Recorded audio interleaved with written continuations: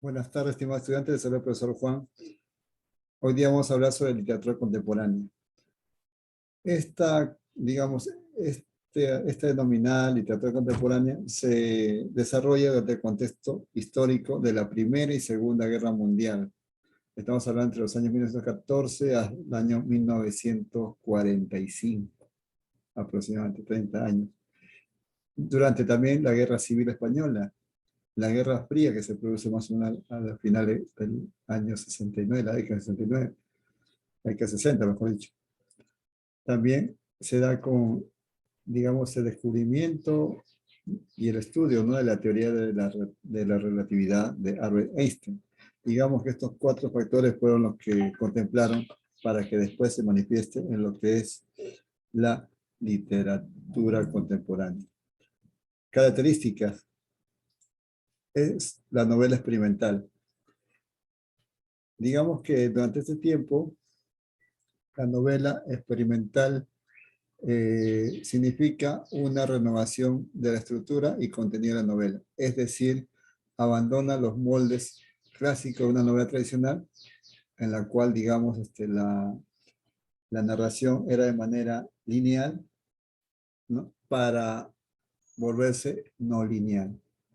¿Cómo se explica eso? O sea, hay la posibilidad de que el narrador en algún momento de la historia pueda ir al pasado, o sea, mejor dicho, a través de un recuerdo, o también pueda irse hacia el futuro en el sentido a través de una, digamos, a un objetivo, a un sueño, o alguna cosa así que se pueda parecer, ¿no? Así como nosotros, ¿no? En la vida diaria de repente nos proyectamos a algo o nos imaginamos cómo sería el futuro. Así más o menos se manifiesta la novela experimental. O sea, quiere decir que da por entendido de que se vuelve una novela no lineal. Se emplean nuevas técnicas narrativas, claro que sí. Entre esas técnicas que haremos a continuación, no sin antes mencionar a sus representantes, ¿no? Jane Joyce, Marcel Proust, Thomas Mann, Franz Kafka, Jean-Paul Sartre y Albert Camus. Estos son, digamos, los representantes de la novela contemporánea. Habíamos hablado de las nuevas técnicas narrativas: está el monólogo interior, los relatos paralelos, los planos especiales y temporales, y eso lo vamos a ver a continuación aquí en técnicas narrativas.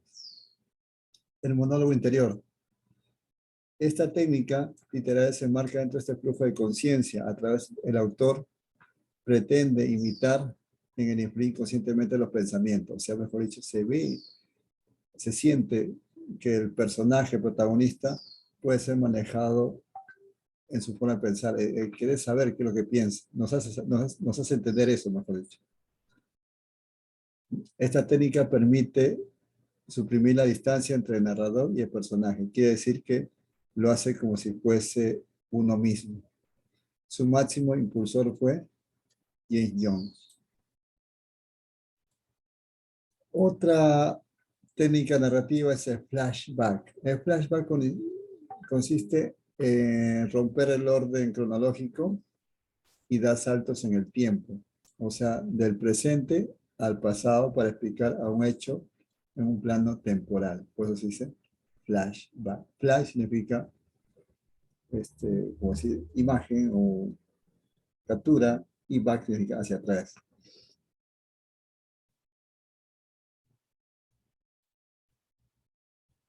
A pesar de que muchos vivieron en Europa u otros países, el exilio de los autores norteamericanos fue más físico que espiritual. Casi todos ellos, su patria o fuera de ella, se sintieron profundamente americanos, y si bien son un conjunto de individualidades, sus novelas traducen el mundo tenso y alienante que les ha tocado vivir. Imagínense, pues, 2 guerras mundiales, una guerra civil española que influyó mucho en Europa, la Guerra Fría que mantuvo suspenso a todo el mundo durante más o menos algo de 10 días, o un poco más, si no me equivoco, y la teoría de la relatividad que, si bien es cierto, se produjo un gran descubrimiento, pero también ocasionó luego grandes desastres, ¿no? Entre sus representantes, aquí mencionamos a William Faulkner, Sinclair Lewis, Ernest Hemingway, Francis Scott, John Dos Passos, John Stein y Henry Miller. Hablemos un poquito de Ernesto Hemingway. Ernesto Hemingway es, digamos, es un gran exponente de la literatura contemporánea, pero me refiero a la literatura americana, de los norteamericanos, Estados Unidos. Puntos a destacar de él. Bueno, estudió en su ciudad natal, se hizo luego reportero y fue voluntario de Cruz Roja durante la Primera Guerra Mundial. Es decir, que estuvo ahí, en el puente, en el fuerte, ¿no? Y en el momento de la pelea, de la guerra. Después salió herido y bueno, por esa razón tuvo que abandonar el lugar donde se encontraba hasta ese momento. Su primera novela de éxito fue Fiesta. Su vida se convirtió en una vorágine de aventuras eróticas con actrices célebres de viajes más o menos exóticos de cacerías. Hoy borrachera que intentó con todas sus fuerzas convertir en epopeyas. Ganó el premio Pulitzer en 1953. Hay que recordar que antes de ser él escritor, es periodista y su técnica del periodismo influyó bastante en lo que se refiere a su narrativa. Premio Nobel de Literatura al año siguiente. Publicó 7 novelas, recopilaciones, en realidad varias obras. Y aquí podemos ver sus obras de los años 20 más o menos, ¿no? Y sus diferentes viajes y vivencias personales. Su obra más importante es El viejo y el mar.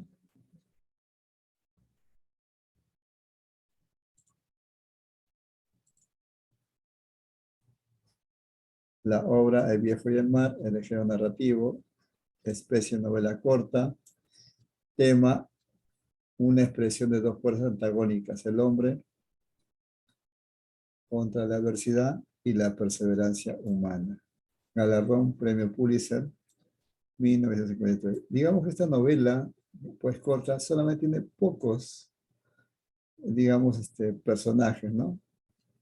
El viejo Santiago, un anciano, Manolín, un muchacho aprendiz de pescador, el pez espada gigante, los pescadores de la caleta y los turistas. Y también ahí podemos incluir a los tiburones, ¿no? Que también forman parte de esta obra. El escenario de esta narración se da en la ciudad de La Habana, en Cuba. Su protagonista es un viejo pescador y orgulloso de ser pescador consumado, ¿no? En realidad, él realiza una faena de pesca, pero ya por su edad ya no es lo mismo con el anterior. Pero aún así, él lucha hasta el final, eh, porque en pleno alta mar sufre problemas que se recuentan a través de la tormenta o cosas así. Y él trata de sobrevivir, ¿no? La perseverancia de la supervivencia, ¿no? Y bueno, y de esa manera llega a sobrevivir, ¿no? Claro, es una gran experiencia, pero cualquier persona de repente ya dejaría la pesca, ¿no? A una determinada edad, ¿no? Pero él aún así, al final de todo, decide que lo suyo es eso, ¿no? Por ello te recomiendo que leas este fragmento de esta obra, que es muy interesante, muy aventurero, muchos detalles que tú puedes sacar y también puedes ver tus conclusiones. Continuemos ahora con la literatura contemporánea, parte 2. El siglo XX se caracterizó por la rauda sucesión de tendencias y movimientos literarios. Hasta hoy en día también sigue aumentando. Hay un mayor predominio de la novela sobre la poesía lírica. Como reacción contra la escuela del siglo XIX nace el vanguardismo. La novela experimental con la fuerza y se observan cambios en el teatro. Aparece la literatura comercial con una mezcla europea de erotismo, aventuras, y se logran los bestsellers, los grandes, digamos, obras literarias que tienen, digamos, un gran porcentaje de ventas, ¿no? Mucho, se agotan en las primeras publicaciones, por eso se denomina bestseller. Se busca destruir las fronteras entre distintas formas artísticas, literatura, artes plásticas y la música. Y bueno, se han elaborado mediante la técnica de collage, creaciones sonoras y gráficas que deben oírse y verse más bien que leerse. Claro que sí, algunas empresas empezaron a sacar eh, narraciones de obras a través de audio, ¿no? En esos tiempos se usaba lo que era el disco de 45, el disco LP, ¿no? Si tienes alguna duda de ello, lo puedes consultar con algún familiar o con tu papá o con tu mamá que te diga, ¿no? Cómo es el LP, digamos, de un disco redondo con un huequito en la parte del medio donde tú ponías un aparato llamado algo así como una consola, ¿no? Y ahí bajo una agujita podías escuchar las canciones o los relatos narrativos, ¿no? Representantes: Eugene O'Neill, considerado el mejor exponente del teatro norteamericano contemporáneo. Recibió el Premio Nobel de Literatura en el año 36. Ganó en 3 ocasiones el Premio Pulitzer, llamado también el Ibsen americano, porque muestra el dominio en la técnica teatral y analiza introspectivamente su personaje. Eso es lo intro, ¿no? O sea, la parte psicológica de los personajes, no el autor, sino de los personajes. Pues son dos cosas distintas. Se caracteriza por la originalidad en el planteamiento de sus obras y obras, ahí podemos observar. También podemos encontrar aquí a Luigi Pirandello, italiano, dramaturgo, novelista italiano. Fue instructor de la literatura italiana en la Escuela Normal Femenina. Obtuvo el Premio Nobel de Literatura en el año 94 por su audaz y brillante renovación del arte escénico y dramático de Italia. Presenta un teatro escéptico y subjetivo, o sea, digamos, escéptico que si fuera de las creencias o fuera de la creencia habitual, y subjetivo en base a las emociones. Entre sus obras puedes encontrar ahí a los siguientes representantes. También tenemos a George Bernard Shaw, eximio comediógrafo y ensayista irlandés, cuya producción literaria constituye sátiras. Sátiras son burlas ingeniosas en las que emerge su pesimismo y su humorismo a la vez, pero de una forma cruel. Obtuvo el Premio Nobel en 1995 y el Oscar en el año 38 por el mejor guión adaptado de su obra Pigmalión.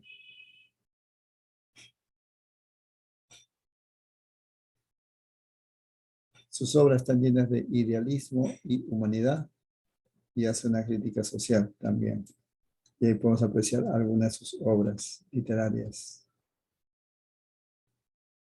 Ahora hablemos de James Joyce, destacado narrador y poeta vanguardista irlandés, exiliado desde 1904, vivió en Italia, Francia y Austria.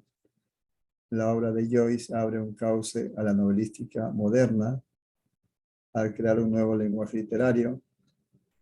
Observa un profundo análisis psicológico, el empleo de palabras de diversos idiomas, juegos lingüísticos. Fue un gran exponente del expresionismo y llevó al extremo la técnica del monólogo interior, lo que hablamos hace un momento. Entre sus obras más importantes, ahí podemos apreciar las siguientes. Marcel Proust también es otro gran escritor.